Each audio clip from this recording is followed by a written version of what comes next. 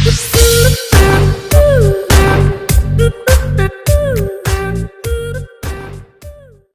हम लोग next physical quantity किस पे आते हैं, स्ट्रेस पे। यहाँ पर लिखा हुआ है स्ट्रेस। स्ट्रेस क्या है? It is defined as restoring force per unit cross sectional area. तो स्ट्रेस का मतलब क्या है? स्ट्रेस जैसा कि हमने यहाँ पर लिखा हुआ है, स्ट्रेस है क्या? स्ट्रेस है restoring force per unit area, restoring force per unit cross sectional area, cross sectional area. अगर आप सही से देखें तो स्ट्रेस जो है वो एक्चुअल में कुछ नहीं है, वो रिस्टोरिंग फोर्स है ना। ये क्या है? Restoring force. तो रिस्टोरिंग फोर्स क्या होगा? किसी भी तरह का फोर्स ही होगा। तो ये फोर्स है डायमेंशनली, और क्रॉस सेक्शनल एरिया भी क्या होगा? एरिया ही होगा। तो ये भी क्या है? फोर्स अपॉन एरिया ही है। अगर बेसिकली आप सही से देखें तो बस डेफिनेशन का फ़र्क है, बट डायमेंशनली क्या है? ये प्रेशर के इक्विवेलेंट है। डायमेंशनली किसके बराबर या इक्विवेलेंट है? ये प्रेशर के। तो इसका भी यूनिट एंड डायमेंशन किसके तरह होगा? स्ट्रेस का यूनिट एंड डायमेंशन जो होगा वो एग्जैक्ट किसकी तरह होगा? प्रेशर वाला होगा। देख लो आप, डायमेंशन भी क्या, स्ट्रेस का जो डायमेंशन आया, स्ट्रेस का यहाँ पे जो डायमेंशन आया वो किसके बराबर आ गया? प्रेशर के आ गया। और इसका ऐसा यूनिट आप देख लो, या फिर CGS यूनिट, और यहाँ देख लो प्रेशर का ऐसा यूनिट और CGS यूनिट, सब क्या है? सेम है। चूँकि डायमेंशनली ये क्या है? क्वांटिटी सेम है, भले ही डेफिनेशन क्या है? अलग अलग है। जैसे स्पीड और वेलोसिटी क्या है? दो डिफरेंट क्वांटिटीज़ है, डेफिनेशन अलग अलग है, बट डायमेंशनली क्या है? सेम है। क्लियर? आई थिंक बात आपको समझ में आ गई होगी। अगर आपको स्ट्रेस और अच्छे से समझना है, स्ट्रेस को और स्ट्रेस दे के समझना है, तो आप ऐसे समझ सकते हो। इसको मैं यहाँ पर एक्सप्लेन करना चाहूँगा। यहाँ पर आप ध्यान देना सही से। आप कोई भी इलास्टिक मटेरियल ले लो, मान लो आपने कोई थिक रबर ही लिया, ऐसे मान लो ये सपोर्ट है, इसमें आपने किसी भी थिक रबर या फिर कोई भी इलास्टिक बॉडी को आपने फिक्स कर दिया है, और इसमें थोड़ा सा क्या है? इसमें थोड़ा सा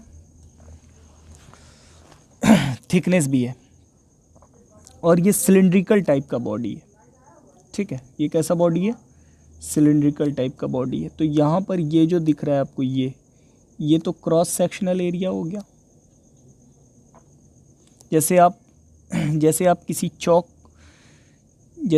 चौक को अगर आप काटो, जिससे हम बोर्ड पे लिखते हैं, वो वाले चौक को अगर आप काटना, तब उसका जो ये वाला एरिया बनेगा, ये वाला एरिया, अगर आप ये जो सर्कुलर एरिया बनेगा, ये वाला, इसी सर्कुलर एरिया को क्या बोलेंगे? इसी सर्कुलर एरिया को क्या बोलेंगे? ये सर्कुलर एरिया जो बनेगा, इसको क्या बोलेंगे? Cross sectional area. तो यहाँ पर इसका एक क्रॉस सेक्शनल एरिया है। अब आप क्या करना, इसमें डाउनवर्ड डायरेक्शन में फोर्स अप्लाई करना। आप मान लो आपने कितना फोर्स अप्लाई किया है? F। तो अगर ये इलास्टिक बॉडी है तो क्या चाहेगा? जैसे ही आप इसको फोर्स डाउनवर्ड अप्लाई करके इसके शेप में चेंजेस लाना चाहना, तो ये क्या चाहेगा? ये तो अपना ओरिजिनल शेप ही गेन करना चाहेगा, और ये अपोजिट डायरेक्शन में क्या लगाएगा? एक फोर्स। ठीक है, उसी को क्या बोलते हैं? यही जो फोर्स, जिस फोर्स से वो अपने ओरिजिनल शेप को गेन करना चाह रहा है, उसी फोर्स को क्या बोलते हैं? Restoring force. और मान लो इसका क्रॉस सेक्शनल एरिया मान लो क्या है? A है। तो स्ट्रेस कितना हो जाएगा? यहाँ पर जो स्ट्रेस जनरेट होगा, स्ट्रेस का मतलब क्या होता है? स्ट्रेस का मतलब होता है रिस्टोरिंग फोर्स अपॉन एरिया। तो रिस्टोरिंग फोर्स तो F डैश है, और एरिया मान लो A है, तो यही हो जाएगा स्ट्रेस। ठीक है, अब आप, तो ये रिस्टोरिंग फोर्स अपॉन एरिया है। ठीक है, क्रॉस सेक्शनल एरिया या फिर एरिया। तो अब देखो ये एक्चुअल में फोर्स अपॉन एरिया ही है, फोर्स अपॉन एरिया जैसे है तो ये डायमेंशनली किसके बराबर हो गया, प्रेशर के। डायमेंशनली जैसे प्रेशर के बराबर हो गया तो ये इसका यूनिट और डायमेंशन किसकी तरह होगा, प्रेशर की तरह होगा। क्लियर। अब हम लोग नेक्स्ट क्वांटिटी देखते हैं, वो क्या है, स्ट्रेन। नेक्स्ट क्वांटिटी क्या है, स्ट्रेन। इस स्ट्रेन को समझेंगे, स्ट्रेन क्या कहता है वो देख लेंगे। Strain it is defined as the ratio of change in length to the original length. ये किसका किसका रेशियो है, चेंज इन लेंथ का, चेंज इन लेंथ का और ओरिजिनल लेंथ का रेशियो है। तो स्ट्रेन का मतलब क्या हो जाएगा, change in length by original length, यानी चेंज इन लेंथ, किसी भी चीज़ में चेंज को हम किससे दिखाते हैं, डेल्टा से, delta L by original length को एल से। तो डेल्टा एल बाई एल, आप देखो तो चेंज इन लेंथ जो है वो एक्चुअल में लेंथ ही है और ओरिजिनल लेंथ भी एक्चुअल में क्या है, लेंथ ही है। तो लेंथ बाई लेंथ कैंसिल होके क्या बचेगा, 1, और 1 का मतलब समथिंग पे पावर 0। समथिंग पे पावर 0 को आप m0 l0 t0 mlt के फॉर्म में भी लिख सकते हो। यानी जो स्ट्रेन का जो डायमेंशन है वो मास में भी 0 है, लेंथ में भी 0 है, टाइम में भी 0 है। ये डायमेंशनलेस क्वांटिटी है।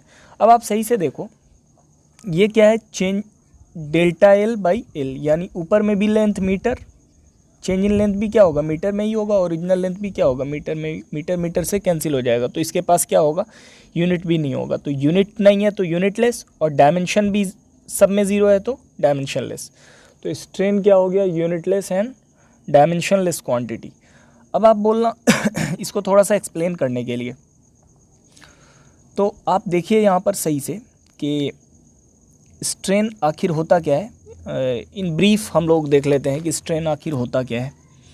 अब देखो यहाँ पर मान लो ये कोई सीलिंग है, सपोर्ट, इससे आपने कोई किसी इलास्टिक बॉडी को ऐसे फिक्स किया हुआ है और इसका मान लो ये सिलिंड्रिकल टाइप का इलास्टिक बॉडी है, और जैसे ही आप डाउनवर्ड डायरेक्शन में फोर्स अप्लाई करते हो, इसको मान लो ऐसे लेंथ के अलोंग आपने फोर्स अप्लाई किया, तो इसका जो शेप है थोड़ा सा चेंज हो जाता है और ये लीनियरली थोड़ा सा बढ़ जाता है। ऑब्वियसली बढ़ेगा, क्या हो जाता है, इसके लेंथ में थोड़ा सा चेंजेस आ जाता है।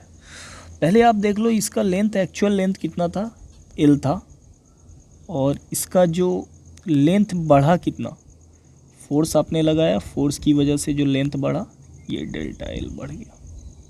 ठीक है, मान लो पहले ये 1 मीटर का था और इसको हमने बढ़ा के 1.1 मीटर कर दिया, तो चेंज इन लेंथ कितना हो गया, 0.1 मीटर। तो स्ट्रेन का मतलब क्या होता है, स्ट्रेन का मतलब होता है change in length bye original length. तो जो चेंज आया वो कितना आया, 0.1 मीटर का चेंज आया। ठीक है, 0.1 मीटर का, और ओरिजिनल लेंथ कितना था, 1 मीटर। तो मीटर से मीटर कैंसिल हो गया, तो बचा क्या आपके पास, 0.1, क्या बचा, 0.1 बचा। और 0 पॉइंट जो बचा इसके साथ कोई यूनिट नहीं है, मीटर सेंटीमीटर कुछ भी नहीं है, यानी ये यूनिटलेस है। चूँकि यूनिट तो कैंसिल हो गया, तो ये 0.1 क्या है, फ्रैक्शन में आ रहा है, इसलिए इसको बोलते हैं, स्ट्रेन को क्या बोलते हैं, फ्रैक्शनल चेंज भी बोलते हैं। It is defined as fractional change, या फिर रेशियो किसका, चेंज इन लेंथ और ओरिजिनल लेंथ का। आई थिंक आपको बात समझ में आ गई होगी। ये यूनिटलेस होता है और डायमेंशनलेस। यहाँ पर देखो ये 0.1 के साथ कोई यूनिट नहीं है, यानी ये यूनिटलेस है। और डायमेंशनलेस कैसे है, चूँकि ये 2 लेंथ का रेशियोज़ है, 2 सेम क्वांटिटी का जो रेशियो रहता है, 2 फोर्स का रेशियो हो, 2 लेंथ का रेशियो हो, 2 मास का रेशियो हो, वो सब क्या होता है, डायमेंशनलेस क्वांटिटी होता है। आई थिंक आपको ये बात समझ। यंग्स मॉड्यूलस ऑफ इलास्टिसिटी, इसको ये होता क्या है और इसका यूनिट एंड डायमेंशन देखेंगे। इसको जानने के लिए हमको हुक्स लॉ का हेल्प लेना होगा। ये आपको क्लास 11th में इलास्टिसिटी चैप्टर में पढ़ना है। Some mechanical properties of matter जब हम पढ़ेंगे तब ये वहाँ पर आपको मिलेगा, लेकिन उसका यूनिट एंड डायमेंशन यहाँ पर देख सकते हैं। क्योंकि हम लोग स्ट्रेस और स्ट्रेन को समझ चुके हैं, इसलिए इसको डिफ़ाइन कर सकते हैं इजी वे में।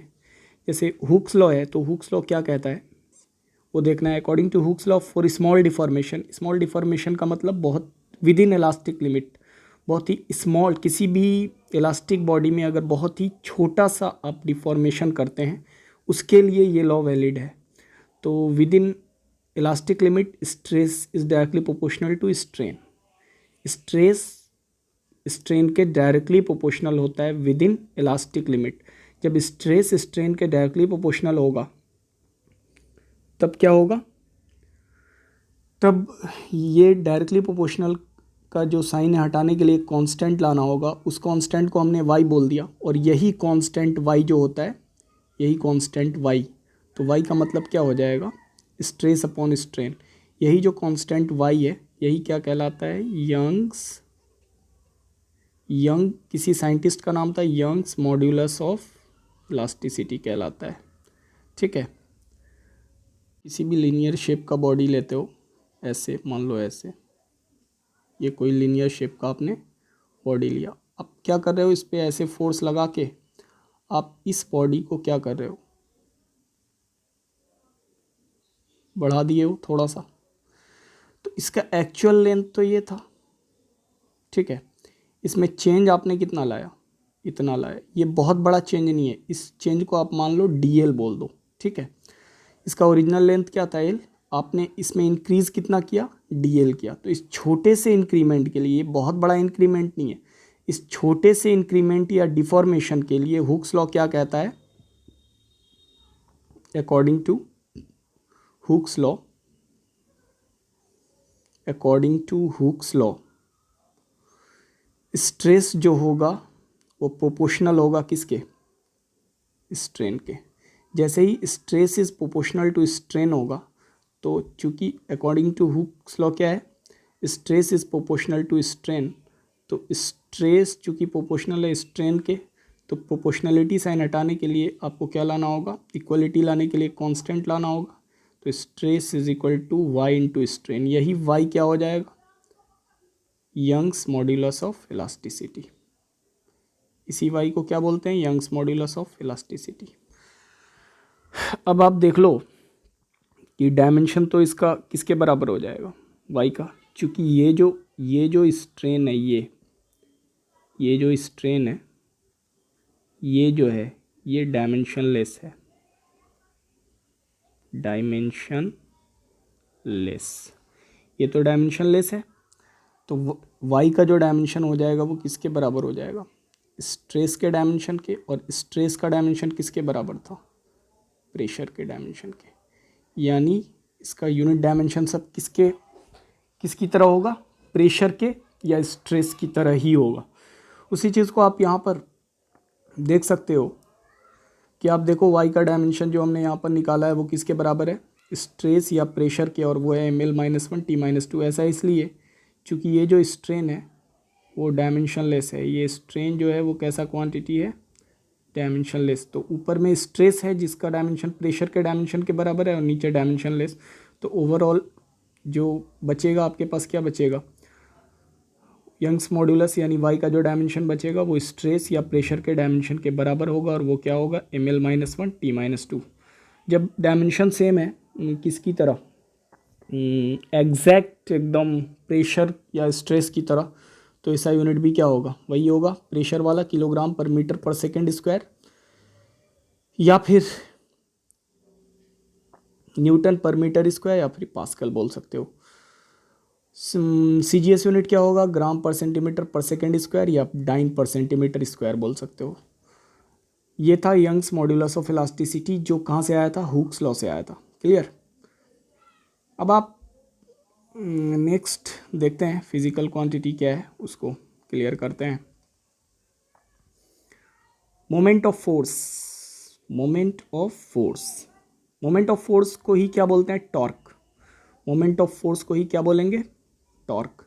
टॉर्क क्या है, मोमेंट का मतलब क्या होता है, टर्निंग इफेक्ट। मोमेंट का मतलब क्या होता है, टर्निंग इफेक्ट, यानी turning effect of force is called torque. या फिर ऐसे भी बोल सकते हो, moment of force is called torque, या फिर turning effect of force is called torque. Turning effect या मोमेंट ऑफ फोर्स होता क्या है, इसको जानने के लिए आप आगे क्लास 11th में जानेंगे सही से, वहाँ पर जब हम लोग रोटेशनल मैकेनिक्स स्टार्ट करेंगे तो वहाँ पर समझेंगे। लेकिन थोड़ा बहुत आप यहाँ पर भी समझ सकते हो। इसको कुछ ऐसे समझेंगे, आप ध्यान देना कि आखिर टॉर्क होता क्या है। अब मान लो कोई ऐसा बॉडी लो जिसमें समथिंग लेंथ है, मान लो ऐसा बॉडी कोई,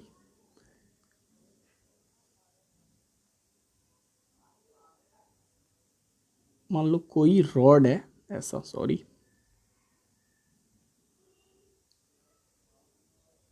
कोई रॉड है, यूनिफॉर्म शेप का रॉड। आप क्या कर रहे हो, इस पे बेस पे फोर्स लगा रहे हो। मान लो ऐसे आपने फोर्स लगाया 1 न्यूटन का, अपने हाथ से ही लगाया। तो कुछ देर बाद क्या देखते हो कि ये रॉड खिसक के कहाँ पर आ गया, यहाँ पर आ गया। मान लो 1 मीटर का डिस्टेंस इसने ट्रैवल कर लिया, ठीक है। आपने फोर्स कहाँ पर लगाया था, एकदम बेस पे। जो फोर्स लगाया था आपने कहाँ पर लगाया था, बेस पे। लेकिन आप सोचो, जब आप फोर्स लगाना उतना ही फोर्स अगर आप अप्लाई करते हो इसके हेड पर, क्योंकि ये रॉड है जो किसी फ्लोर पे वर्टिकली रखा हुआ है, लेकिन आप उसी 1 न्यूटन के फोर्स को जब आप यहाँ पर अप्लाई करते हो उसके हेड पे, तब क्या होता है, ये खिसकता नहीं है। ये क्या होता है, इसका बेस तो यहीं पे फिक्स रहेगा। ये क्या होता है कि वर्टिकल से समथिंग एंगल पे ये क्या हो जाता है, बेंड हो जाता है, ठीक है। मान लो ये एंगल कितना सा कवर किया इसने, थीटा। तो ये वाला जो बेस में फोर्स लग रहा था, इससे क्या हो रहा था, वो उसका लिनियर डिस्प्लेसमेंट हो रहा था, वो एक लाइन में आगे बढ़ रहा था ये body. But point of application तो ये था फर्स्ट केस में, लेकिन दूसरे केस का पॉइंट ऑफ एप्लीकेशन क्या हो गया, हेड हो गया। इसकी वजह से क्या हुआ कि अब वो आगे नहीं बढ़ के अपना बेस फिक्स करते हुए क्या करता है, अपने आप को रोटेट कर लेता है, यानी घुमा लेता है, टर्न कर लेता है। तो यही टर्निंग इफेक्ट जो है ना फोर्स का, यहाँ पर जो जनरेट हो रहा है फोर्स का टर्निंग इफेक्ट, उसी को क्या बोलेंगे, टॉर्क। टॉर्क कहाँ कहाँ पर रियल लाइफ में लगता है, रियल लाइफ में ये फैन में आपको देखने को मिलेगा टॉर्क। वहाँ पर भी टॉर्क की वजह से क्या होता है, उसका ब्लेड घूम रहा होता है। या फिर आप गेट का एक्सिस फिक्स रहता है, जैसे ये गेट है, गेट का एक्सिस तो फिक्स रहता है, लेकिन आप इसको गेट को पकड़ के क्या करते हो, बंद कर देते हो या फिर खोल लेते हो। तो इससे क्या होता है, गेट का एक्सिस तो ये तो फिक्स है। अब फोर्स की वजह से वो क्या हो रहा है, गेट में एंगुलर डिस्प्लेसमेंट हो रहा है। तो ये किस पे डिपेंड करता है, पॉइंट ऑफ एप्लीकेशन पे, कि फोर्स कहाँ पर लग रहा है। यहाँ फोर्स बेस पे लग रहा था तो ये आगे बढ़ रहा था, बट फोर्स का पॉइंट ऑफ एप्लीकेशन उतने ही उसी मैग्नीट्यूड के फोर्स का अगर हमने पॉइंट ऑफ एप्लीकेशन चेंज कर दिया तो वहाँ पर उसमें क्या हो गया, एंगुलर डिस्प्लेसमेंट आ गया, वो घूम गया, रोटेट हो गया या टर्न हो गया। तो फोर्स का जो टर्निंग इफेक्ट है उसी को क्या बोलते हैं, टॉर्क।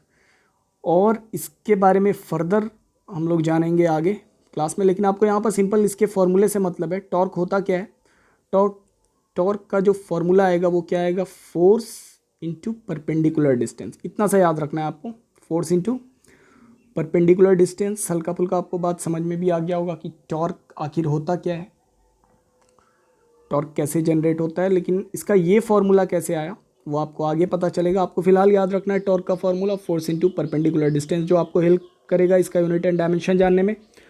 तो टॉर्क का डायमेंशन कैसे निकालेंगे, फोर्स का डायमेंशन mL/t-2 और डिस्टेंस या परपेंडिकुलर डिस्टेंस का डायमेंशन L, तो क्या हो गया mL/t-2। अब ये जो mL/t-2 है ये तो वर्क का भी डायमेंशन था और एनर्जी का भी डायमेंशन हो गया। इसका मतलब टॉर्क, वर्क, एनर्जी सबका डायमेंशन क्या होगा, सेम। अगर डायमेंशन सेम हो रहा है तो इसका ये मतलब नहीं है कि वो क्वांटिटी सेम है। यूनिट एंड डायमेंशन बहुत सारे क्वांटिटी का सेम हो सकता है, इट्स नॉट मीन वो क्वांटिटी सेम होगा। जैसे स्पीड और वेलोसिटी का हमने देखा था यूनिट डायमेंशन, सेम था, बट फिजिकल क्वांटिटी क्या है वो डिफरेंट है। आई थिंक बात आपको समझ में आ गई होगी। जब डायमेंशन सेम हो गया तो यूनिट भी क्या होगा, सेम होगा। आप देखो एनर्जी का डायमेंशन या वर्क का या टॉर्क का क्या आया था, किलोग्राम, ये ml/t-2, जिससे हम लोग क्या निकाल लेंगे, इसका ऐसा यूनिट किलोग्राम मीटर स्क्वायर पर सेकेंड स्क्वायर, या फिर फोर्स इंटू डिस्टेंस है तो न्यूटन मीटर भी आप बोल सकते हो। न्यूटन मीटर क्या होता था, जूल होता था। तो टॉर्क का ऐसा यूनिट आप तीनों में से कुछ भी बोल सकते हो, किलोग्राम मीटर स्क्वायर पर सेकेंड स्क्वायर, न्यूटन मीटर या फिर जूल। CGS यूनिट भी क्या हो जाएगा, डाइन सेंटीमीटर बोल दो या फिर अर्ग बोल दो, अर्ग भी तो बोल सकते हो, चूँकि जूल अगर होता है एनर्जी का ऐसा यूनिट तो CGS यूनिट क्या होता है, अर्ग। तो आप यहाँ पर भी बोल सकते हो, लेकिन जनरली यूज़ नहीं होता है। जनरली जो टॉर्क का जो यूनिट यूज़ होगा वो क्या यूज़ होगा, न्यूटन मीटर, ये यूज़ होता है, ठीक है। या फिर CGS यूनिट यूज़ होगा तो डाइन सेंटीमीटर, बस ये यूज़ होगा, ठीक है। तो आपको यूनिट डायमेंशन से मतलब है, यहाँ पर ज़्यादा रिसर्च नहीं करना है आपको। अब हम लोग आगे देखते हैं moment of inertia. Moment of inertia में भी आपको ज़्यादा दिमाग नहीं लगाना है कि मोमेंट ऑफ इनर्शिया होता क्या है। सिंपल आप फॉर्मूला याद रखो, मोमेंट ऑफ इनर्शिया का क्या होता है, मास इंटू परपेंडिकुलर डिस्टेंस का, मास इंटू परपेंडिकुलर डिस्टेंस का स्क्वायर, यानी ये प्रोडक्ट है मास और परपेंडिकुलर डिस्टेंस के स्क्वायर का। तो जैसे ही आप इस फॉर्मूले को देखते हो तो डायमेंशन तो आप ऐसे ही फाइंड आउट कर सकते हो, मास का m और परपेंडिकुलर डिस्टेंस का स्क्वायर, तो डिस्टेंस का स्क्वायर क्या हो जाएगा, L स्क्वायर। टाइम की बात नहीं हो रही है इसलिए t पे 0, तो क्या हो गया इसका डायमेंशन ml/t0, ठीक है। ये मोमेंट ऑफ इनर्शिया का डायमेंशन है। आप इसका डायमेंशन देख के आप ऐसा यूनिट भी फाइंड आउट कर सकते हो, मास और परपेंडिकुलर डिस्टेंस का स्क्वायर, यानी मास के लिए kg, डिस्टेंस के लिए metre, kg metre square. CGS unit भी आप फाइंड आउट कर सकते हो, ग्राम सेंटीमीटर स्क्वायर। तो ये मोमेंट ऑफ इनर्शिया आखिर ये होता क्या है, इसका यूजेस क्या है, आगे हम लोग जब चैप्टर आएगा वहाँ पर तब जानेंगे, ठीक है।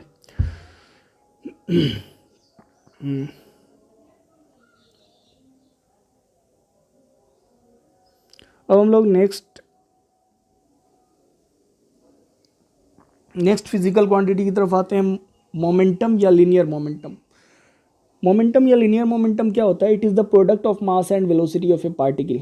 किसी पार्टिकल के मास और उसके वेलोसिटी का जो गुणनफल होगा वही क्या होगा, मोमेंटम होगा। जैसे momentum is the product of mass and velocity, किसी पार्टिकल के मास और उसके वेलोसिटी का जो प्रोडक्ट है वही क्या होगा, मोमेंटम होगा। इसको p से दिखाएंगे, स्मॉल p से, तो p इज इक्वल टू क्या हो जाएगा, मास के लिए स्मॉल m, वेलोसिटी के लिए v, p is equal to mv क्या हो गया, मोमेंटम का, लीनियर मोमेंटम या मोमेंटम का फॉर्मूला हो गया, क्लियर।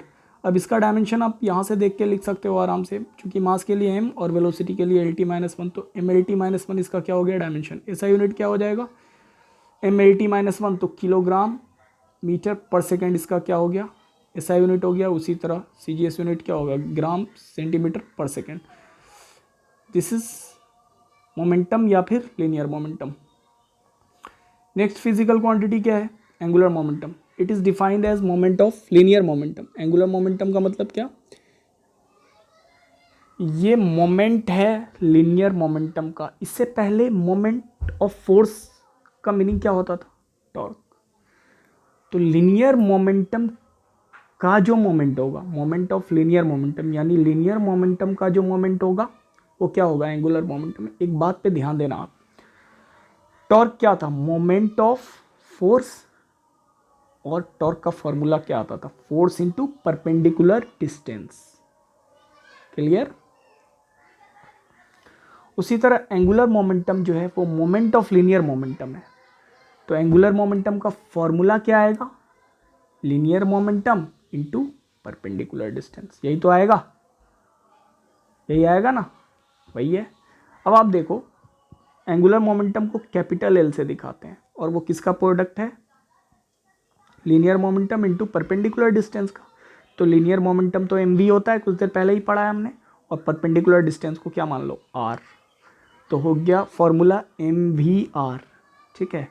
अब एंगुलर मोमेंटम असल में इसका मीनिंग क्या होगा, आखिर ये होता क्या है, ठीक है, इसका यूजेस क्या है, ये सब आगे जानेंगे। लेकिन फ़िलहाल आपको यूनिट एंड डायमेंशन जानने के लिए इसके सिर्फ और सिर्फ फॉर्मूले से मतलब है। तो फॉर्मूला तो हमने फाइंड आउट कर दिया है, फॉर्मूला हमने क्या किया है, फाइंड आउट किया हुआ है। और फॉर्मूला क्या आया, फॉर्मूला ये आया MVR। इसके हेल्प से हम लोग unit and dimension find out कर लेंगे एंगुलर मोमेंटम का। और देखते हैं डायमेंशन क्या होगा। सबसे पहले डायमेंशन MV यानी मोमेंटम वाला यूज़ होगा, MLT-1 और R क्या था, डिस्टेंस L, तो आ गया ML/T-1। This is the dimension of angular momentum. अब इस डायमेंशन के हेल्प से आप ऐसा यूनिट लिख सकते हो इसका, देखो किलोग्राम मीटर स्क्वायर पर सेकेंड या फिर जूल सेकेंड भी होता है। कैसे होता है आप देखो यहाँ पर, सिंपल ऐसे समझ सकते हैं, चूँकि इसका जो ऐसा यूनिट है वो क्या है, किलोग्राम मीटर स्क्वायर पर सेकेंड। अब आप ऐसा करो, एक और पर सेकेंड से मल्टीप्लाई करो, तो ऐसा तो आप एक्स्ट्रा कर रहे हो, इसको बैलेंस करने के लिए आपको एक और इससे मल्टीप्लाई करना होगा। तो आप यहाँ से यहाँ तक देखो, किलोग्राम, ये जो हो गया किलोग्राम मीटर स्क्वायर पर सेकेंड स्क्वायर हो गया। अब बगल में बचा क्या, ठीक है, बगल में बचा क्या इस, तो ये जो आ गया, इस चीज़ को आप क्या बोल सकते हो, किलोग्राम मीटर स्क्वायर पर सेकेंड स्क्वायर इंटू सेकेंड। और ये चीज़ जूल है और ये चीज़ सेकेंड।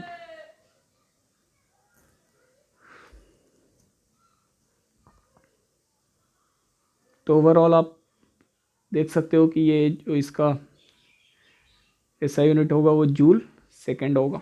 CGS यूनिट कैसे होगा, CGS यूनिट भी इसी ऐसा यूनिट के हेल्प से आप फाइंड आउट कर सकते हैं। किलोग्राम की जगह पे ग्राम, मीटर स्क्वायर की जगह पे सेंटीमीटर स्क्वायर, पर सेकेंड की जगह पे पर सेकेंड।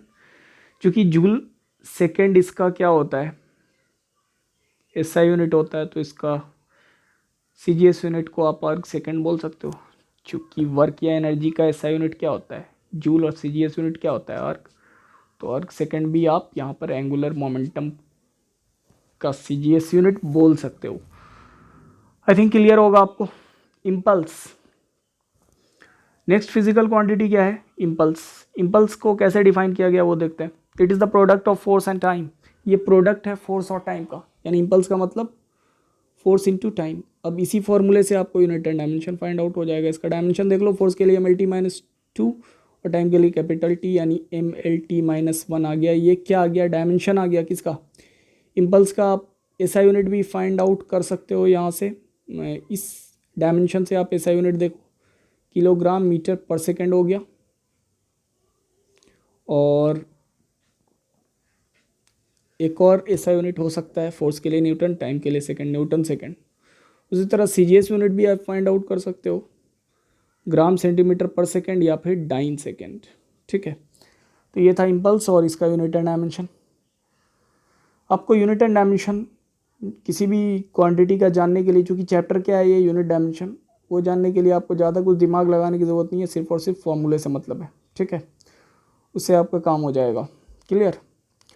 अब हम लोग नेक्स्ट फिजिकल क्वांटिटी देखते हैं, एंगल या फिर प्लेन एंगल या फिर एंगुलर डिस्प्लेसमेंट। इस तीनों चीज़ का जो मीनिंग होगा सेम होगा, एंगल बोलो या फिर प्लेन एंगल बोलो या फिर एंगुलर डिस्प्लेसमेंट बोलो। प्लेन एंगल का मतलब ये एंगल प्लेन में बनता है। प्लेन का मतलब क्या होता है, ये जो एंगल बनेगा किस में, प्लेन में। और प्लेन का मतलब है 2 डायमेंशन। प्लेन का क्या मतलब है, प्लेन का मतलब होता है 2 डायमेंशन, ठीक है।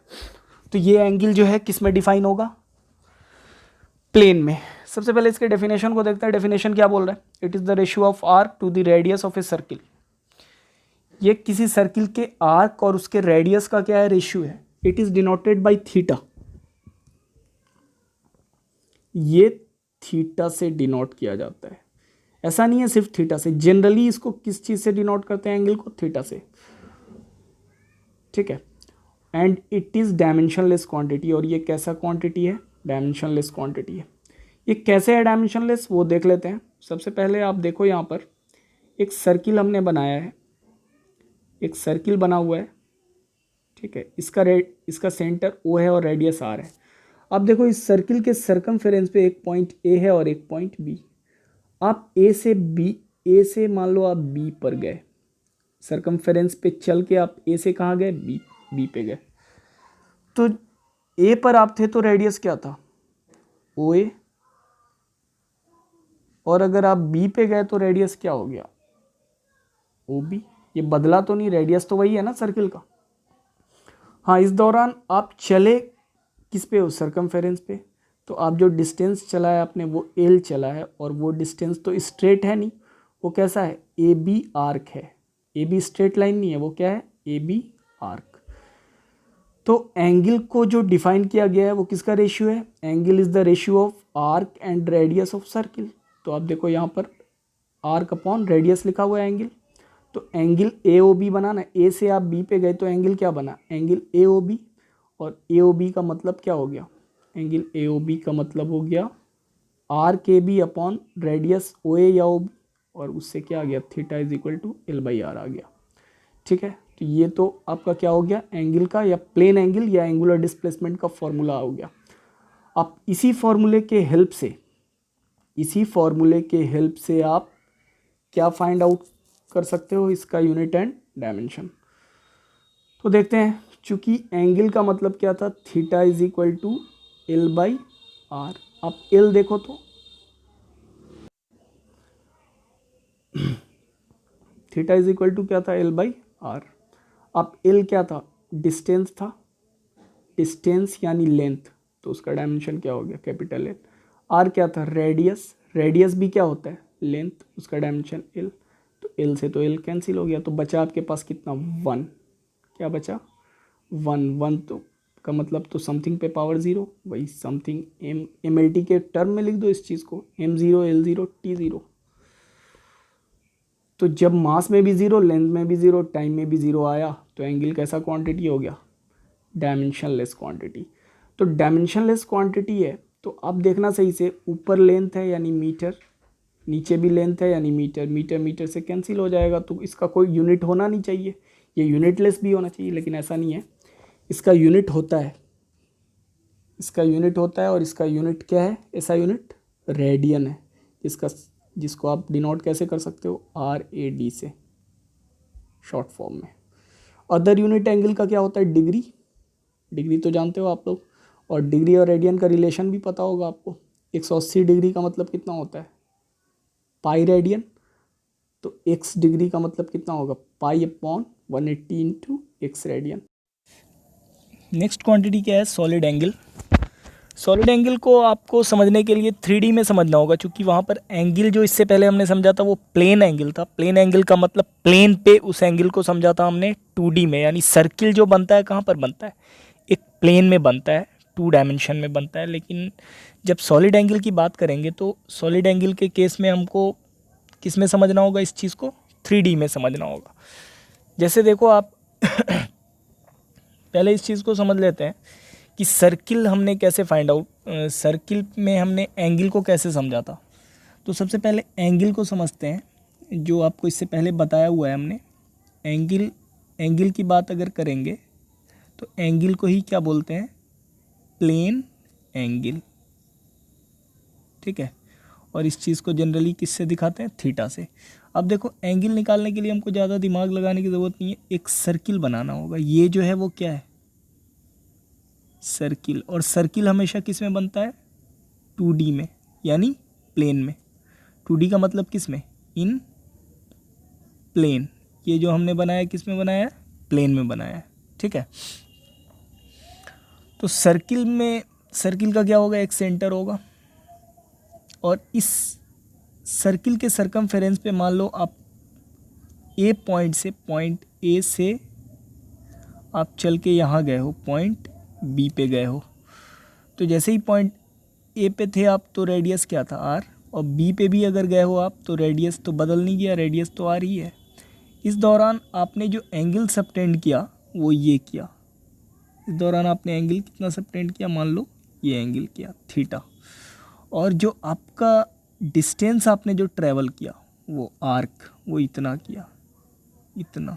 ठीक है, ये डिस्टेंस आपने ट्रैवल किया, इसको ये स्ट्रेट डिस्टेंस तो है नहीं, ये कर्व डिस्टेंस है, यानी जिसको बोलेंगे आर्क, आर्क ए बी।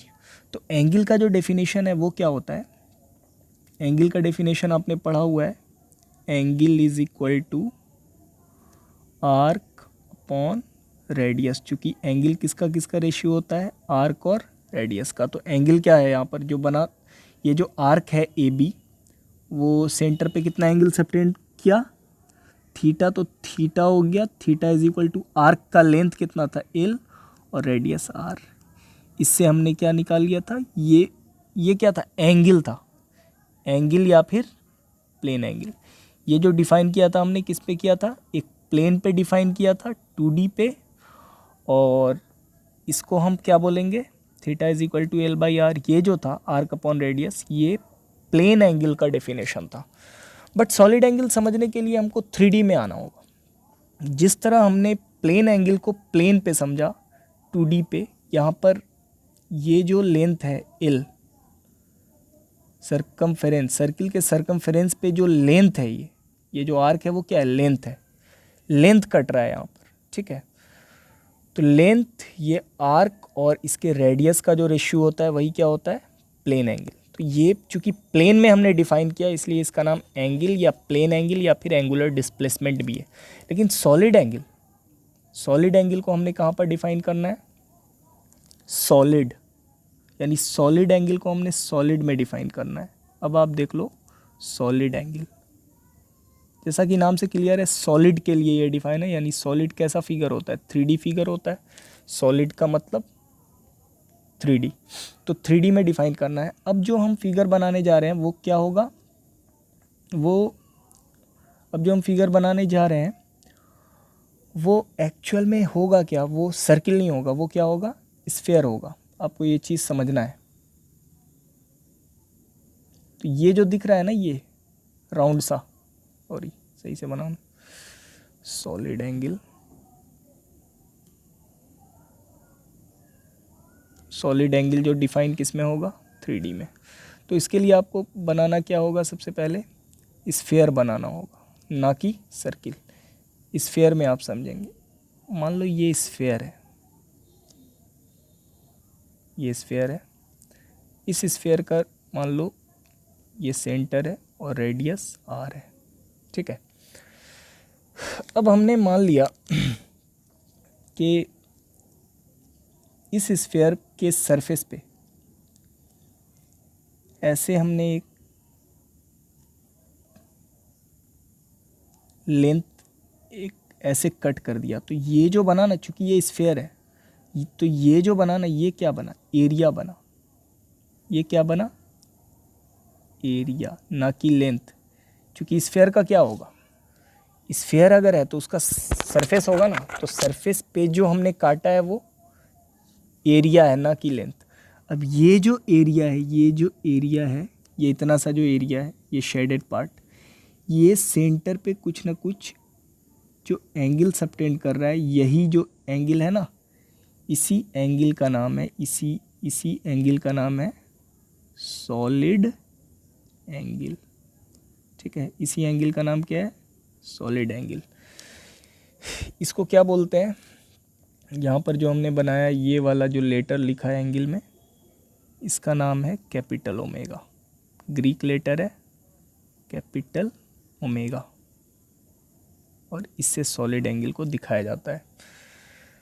तो सॉलिड एंगल जो हो गया, वो सॉलिड एंगल जो हो गया उसको डिफाइन कैसे करते हैं। सॉलिड एंगल का मतलब हो गया, सॉलिड एंगल का जो मतलब हो गया वो इसका एरिया, यानी एरिया जो आया उसको सेक्टर बोल देना, area of sector of sphere upon radius का स्क्वायर। ये हो गया डेफिनेशन सॉलिड एंगल का।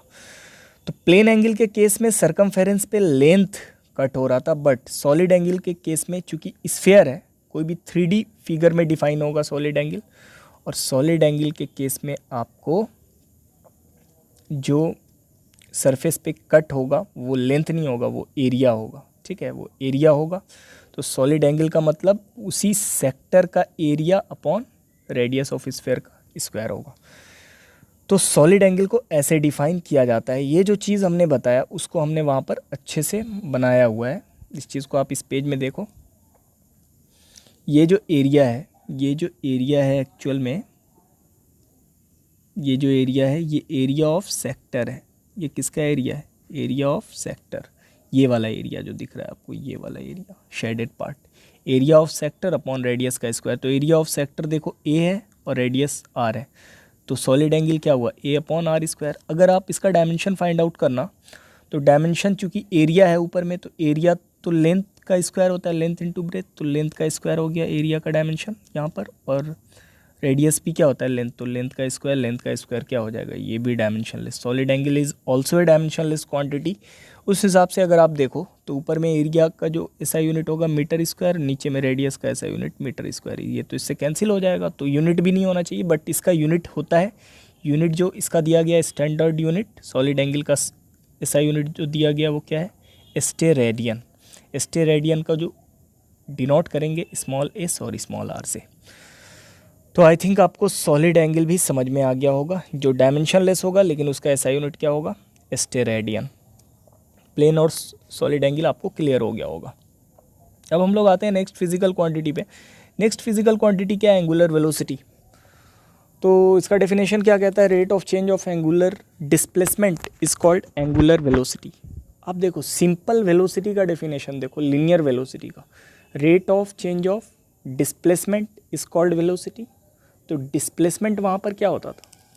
एक लाइन में होता था। कोई बॉडी चल रहा है, कोई बॉडी यहाँ से किसी स्पीड से चल रहा है और इसी लाइन में आगे चला गया कुछ दूर, तो यहाँ पर एक लाइन में डिस्प्लेसमेंट होता था वहाँ पर। इससे पहले जो वेलोसिटी हमने पढ़ा था उसमें क्या होता था? एक लाइन में डिस्प्लेसमेंट होता था। कोई भी बॉडी किसी लाइन में चल रहा होता था, आगे जा रहा होता है एक सरल रेखा में, ठीक है। तो वहाँ पर जो वेलोसिटी बोलते थे, तो वो जो वेलोसिटी वहाँ पर बोलते थे वो वेल नोन था कि वो कौन सा वेलोसिटी है, वो लीनियर वेलोसिटी होता था। क्योंकि वहाँ पर डिस्प्लेसमेंट क्या होता था? एक सरल रेखा में होता था, एक लाइन में होता था। लेकिन यहाँ पर एंगुलर वेलोसिटी है, यहाँ पर एंगुलर वेलोसिटी है, तो हमको कौन से डिस्प्लेसमेंट से मतलब होगा? डिस्प्लेसमेंट के पहले भी क्या लग जाएगा यहाँ पर? Angular displacement. तो यहाँ पर एंगुलर वेलोसिटी का मतलब क्या होगा? Rate of change of angular displacement, ठीक है। तो वेलोसिटी का मतलब क्या होता था? Displacement upon time. तो एंगुलर वेलोसिटी का मतलब क्या हो जाएगा? Angular displacement upon time. इसी हिसाब से आपको, चूँकि इसको दिखाते हैं ओमेगा से, ये स्मॉल ओमेगा है, ये जो है वो क्या है? ये भी ग्रीक लेटर ओमेगा है, लेकिन ये स्मॉल ओमेगा है, ठीक है। तो कैपिटल स्मॉल होता है, तो ये वाला जो ओमेगा है वो स्मॉल ओमेगा है। एंगुलर वेलोसिटी को स्मॉल ओमेगा से दिखाते हैं, तो ओमेगा क्या हो जाएगा? एंगुलर डिस्प्लेसमेंट यानी थीटा, और टाइम को टी से, तो ओमेगा इज इक्वल टू क्या हो गया? Theta by T. अब यहाँ पर आप देख लो, इसका आप डायमेंशन भी फाइंड आउट कर सकते हो। जैसे ऊपर में अगर थीटा है तो थीटा क्या होता है? डायमेंशनलेस, m0 l0 t0, नीचे में टाइम है तो टी। तो फाइनली क्या आ गया? जो डायमेंशन आ गया एंगुलर वेलोसिटी का m0 l0 t-1। आप ऐसा यूनिट भी फॉर्मूला देख के बता सकते हो, चूँकि एंगल का ऐसा यूनिट क्या होता है? रेडियन, और नीचे में टाइम, तो रेडियन पर सेकेंड। तो एंगुलर वेलोसिटी का ऐसा यूनिट क्या होगा? रेडियन पर सेकेंड। क्लियर? इसको आपको पॉज करना है और इसको नोट कर लेना है, ठीक है। आई थिंक एंगुलर वेलोसिटी आपको बात समझ में आ गई है। ये एंगुलर डिस्प्लेसमेंट या एंगल पे डिपेंड करेगा, एंगुलर डिस्प्लेसमेंट अपॉन टाइम या फिर एंगल अपॉन टाइम। क्लियर? अब हम लोग आते हैं एंगुलर एक्सेलरेशन पे, ठीक है। तो चूँकि डिस्प्लेसमेंट जैसे पता होता था, डिस्प्लेसमेंट से हम लोग क्या फाइंड आउट कर लेते थे? वेलोसिटी, वेलोसिटी से एक्सेलरेशन। उसी तरह यहाँ पर भी है, एंगुलर एक्सेलरेशन है तो ये क्या हो जाएगा? Rate of change of velocity is called acceleration, तो rate of change of angular velocity is called angular acceleration. तो यहाँ से क्या आ गया फॉर्मूला? एंगुलर एक्सेलरेशन का मतलब angular velocity upon time. Angular velocity को ओमेगा से दिखाते हैं और टाइम को टी से, तो अल्फा इज इक्वल टू क्या हो जाएगा? Omega upon T. तो ये किसका फॉर्मूला हो गया? एंगुलर एक्सेलरेशन का। अब एंगुलर एक्सेलरेशन का आप डायमेंशन भी फाइंड आउट कर सकते हो, जैसा कि ओमेगा का आपको डायमेंशन पता है m0 l0 t-1, पीछे वाले पेज में हमने फाइंड आउट किया, और टाइम का तो t होगा। तो फाइनली जो एंगुलर एक्सेलरेशन का क्या हो जाएगा? m0 l0 t-2। ऐसा यूनिट भी फाइंड आउट कर सकते हो, क्योंकि आपको ओमेगा का ऐसा यूनिट क्या पता था? रेडियन पर सेकेंड और नीचे में टाइम है पर सेकेंड, तो ये जो सॉल्व करके क्या आ जाएगा, रेडियन पर सेकेंड स्क्वायर। तो एंगुलर एक्सेलरेशन का जो ऐसा यूनिट हो जाएगा वो क्या हो जाएगा, रेडियन पर सेकेंड स्क्वायर। आई थिंक ये भी आपको क्लियर हो गया होगा। ठीक है, आपको अब जो बताना है वो क्या है, time period. Next physical quantity है टाइम पीरियड। टाइम पीरियड होता क्या है, it is the time required to complete one rotation और रिवॉल्यूशन और oscillation. It is denoted by capital T. इसका मतलब ये हुआ कि एक रोटेशन या एक रिवॉल्यूशन या एक ऑसिलेशन, किसी भी चीज़ को एक रोटेशन या एक रिवॉल्यूशन या एक ऑसिलेशन कंप्लीट करने में जो टाइम लगता है that is called time period. और इस टाइम पीरियड को हम किस चीज़ से डिनोट करते हैं, कैपिटल टी से। ठीक है, तो टाइम पीरियड को जनरली कैपिटल टी से दिखाया जाता है। इस चीज़ को आप यहाँ पर समझेंगे, टाइम पीरियड का रियल मीनिंग समझेंगे कि होता क्या है। मान लो ये कोई सपोर्ट है, इसमें आपने धागा बांधा है और धागे से कोई भी स्फेरिकल बॉडी को आपने अटैच किया है। अब इस बॉडी को इस सपोर्ट के चारों तरफ क्या कर रहे हो, आप घुमा रहे हो। घुमाओगे तो ये ऐसा घूमेगा चारों तरफ, और ये यहाँ से चला ऐसे और घूम के फिर यहीं पर अगर जो आ जाएगा, तो इसमें जो टाइम लगता है ना, एक कंप्लीट चक्कर लगाने में जो टाइम लगा उसी को क्या बोलते हैं, टाइम पीरियड। ठीक है, एक रिवॉल्यूशन में जो टाइम लगेगा उसी को क्या बोलेंगे, टाइम पीरियड। अब आप ऑसिलेशन भी समझो कि होता क्या है ऑसिलेशन। यहाँ पे तो समझ में आ गया कि एक चक्कर इसको लगाने में जो टाइम लगेगा इस बॉडी को, उसी को क्या बोलेंगे, टाइम पीरियड। अब आप देखो ऑसिलेशन का मीनिंग भी समझो। सिंपल पेंडुलम तो आप लोग समझते ही हैं। तो मान लो यहाँ पर एक रूफ है, रूफ में हमने एक धागा अटैच किया और धागे से एक बॉब अटैच किया, स्फेरिकल बॉब। ठीक है, इसको यहाँ से हमने थोड़ा सा डिस्टर्ब किया, जिससे ये क्या होगा, ऐसे जाएगा ऊपर, और मान लो ये यहाँ पहुँचा, थोड़ी देर बाद ये यहाँ पहुँचा। ठीक है, अब जो ये यहाँ पहुँचा तो यहाँ पहुँच के तो रुक जाएगा, फाइनल वेलोसिटी 0। उसके बाद फिर वो रिटर्न आएगा इसी पाथ पे, फिर वो इधर जाएगा, फिर यहाँ पर आके रुक जाएगा, फिर रिटर्न होगा। तो देखो एक ऑसिलेशन का मीनिंग क्या होता है। एक ऑसिलेशन, ये मीन पोजीशन है, ये क्या है, मीन पोजीशन। ये जो है वो मीन पोजीशन है। यहाँ से बॉब एक्सट्रीम पे जाएगा और एक इंस्टेंट ऐसा आएगा जब वहाँ पर उसका जो फाइनल वेलोसिटी है वो 0 हो जाएगा। वो फिर से रिटर्न आएगा मीन पोजीशन पे, लेकिन मीन पोजीशन पे रुकेगा क्या, नहीं रुकेगा। फिर इधर जाएगा, इधर एक्सट्रीम पे पहुँचेगा। तो मीन से राइट वाला एक्सट्रीम, फिर मीन, फिर लेफ़्ट वाला एक्सट्रीम, फिर जब मीन पे आएगा, इसमें जो टाइम लगता है ना, इसको बोलते हैं एक ऑसिलेशन में लगने वाला टाइम। और इसी टाइम को क्या बोलेंगे, टाइम पीरियड, यानी कैपिटल टी। ठीक है, मीन से एक्सट्रीम, राइट एक्सट्रीम, फिर मीन, फिर लेफ़्ट एक्सट्रीम, फिर मीन। तो आप अगर सही से देखो तो ये तो हाफ सर्किल हो गया इसका, यहाँ से यहाँ तक ये वाला हाफ सर्किल हो गया, ये 1/4 और ये 1/4, यानी हाफ प्लस 1/4 प्लस 1/4। तो फुल सर्किल या फुल ऑसिलेशन कंप्लीट होने में जो टाइम लगता है उसी को क्या बोलते हैं, टाइम पीरियड। क्लियर। तो टाइम पीरियड का मीनिंग आपको क्लियर हो गया होगा। ये तो दूसरा तरीका था टाइम पीरियड को समझने का। एक तीसरा तरीका भी होगा, उसको आप समझो सही से। मान लो कि आपके पास कोई ऐसा, मान लो कोई सिस्टम है, इसमें अटैच है स्प्रिंग। इस स्प्रिंग से एक मास अटैच कर दो। इस मास को आप क्या करो, थोड़ा सा इधर पुल करो। ठीक है, आपने इधर पुल जैसे किया, उसके बाद तो ये क्या करेगा, ये मास वाइब्रेट करेगा, राइट लेफ़्ट वाइब्रेट करेगा 100%, क्योंकि स्प्रिंग से अटैच है। तो यहाँ पर इसका एक कंप्लीट ऑसिलेशन कब पूरा होगा, इसको आप समझेंगे। सबसे पहले तो ये मीन पोजीशन पे होगा, फिर इधर जाएगा और एक समय ऐसा आएगा जो इधर जाके ये रुक जाएगा बॉडी, ये वाला बॉडी, फिर से वो अपने मीन पे आएगा।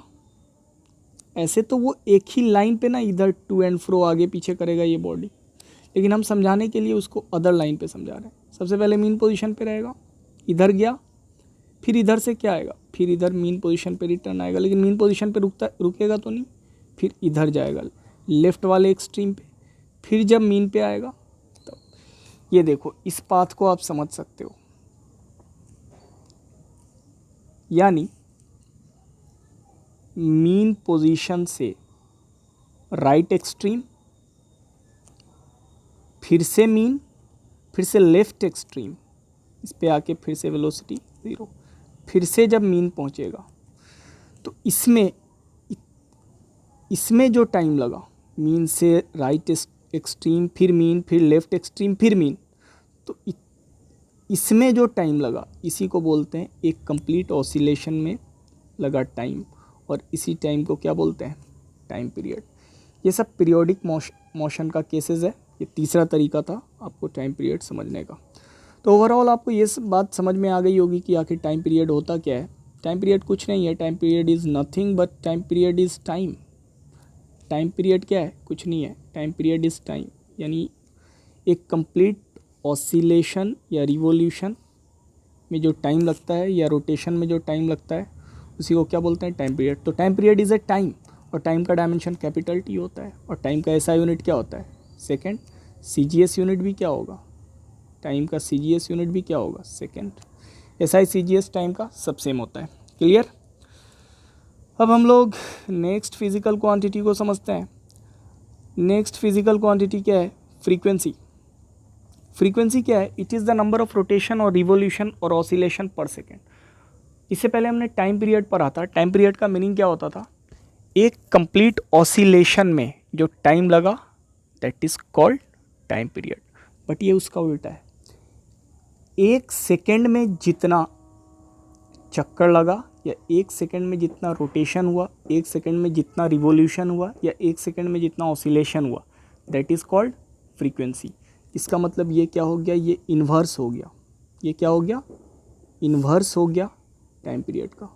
Inverse of time period is called frequency.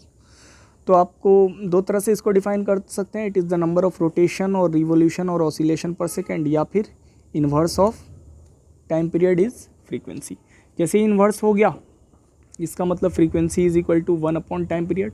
Frequency को जनरली n से दिखाते हैं, तो n इज इक्वल टू क्या हो जाएगा, टाइम पीरियड को t से, तो n इज इक्वल टू क्या हो जाएगा, 1/t।